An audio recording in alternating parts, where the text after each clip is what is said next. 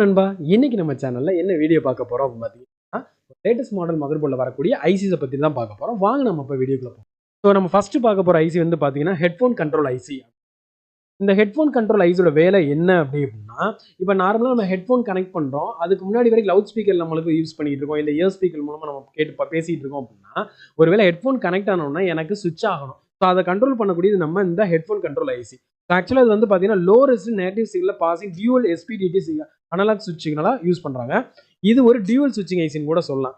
Headphone connect செஞ்ச பிறகு loud speaker R year ஸ்பீக்கருக்கு போகும் ஆடியோ சிக்னலை ஹெட்ஃபோன் உள்ள ஸ்பீக்கருக்கு சுவிட்ச் செய்ய பயன்படுத்தப்படுகிறது தான் இந்த ஹெட்ஃபோன் கண்ட்ரோல் ஐசி அப்படின்னு சொல்லக்கூடியது.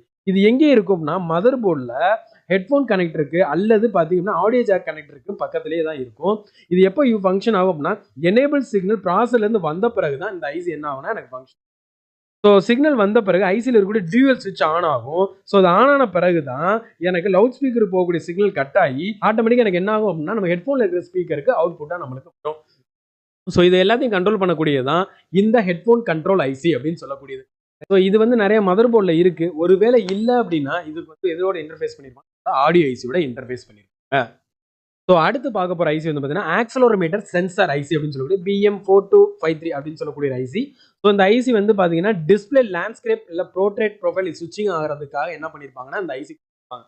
ஸோ நார்மலாக நீங்கள் கேள்விப்பட்டிருப்பீங்க ஆக்சலரோமீட்டர் சென்சார் ஐசின்னு சொல்லுவாங்க. சென்சார்ஸ் தான், அந்த சென்சார் ஐசின்னு நம்ம சொல்லுவோம். ஸோ இது எதுக்கு அப்படின்னா நீங்கள் வந்து ஒரு வீடியோ வியூ பண்ணி பார்த்துக்கிட்டீங்க லேண்ட்ஸ்கேப்பாக போர்ட்ரேட்டா அதை வந்து சுவிட்ச் ஓவர் பண்ணுறதுக்கு தான் இந்த ஐசி கொடுத்துருப்பாங்க.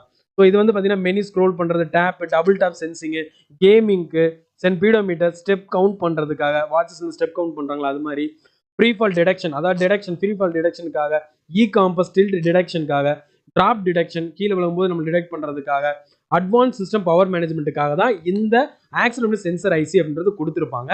ஃபோனில் பொசிஷன் சேஞ்ச் ஆகுது சென்ஸ் செஞ்சு அதன் இன்டரப்ட் சிக்னல் வரக்கூடியதை சிப்செட்டுக்கு தெரியப்படுத்துறதுக்காக இந்த ஐசி கொடுத்துருப்பாங்க. ஐசியில் வந்து டேட்டா கிளாக் பின் மூலமாக சேஞ்ச் ஆகும், பொசிஷன் டீட்டெயில்ஸை சிப்செட் அனுப்பும். அதான் இந்த ஐசியோட வேலை.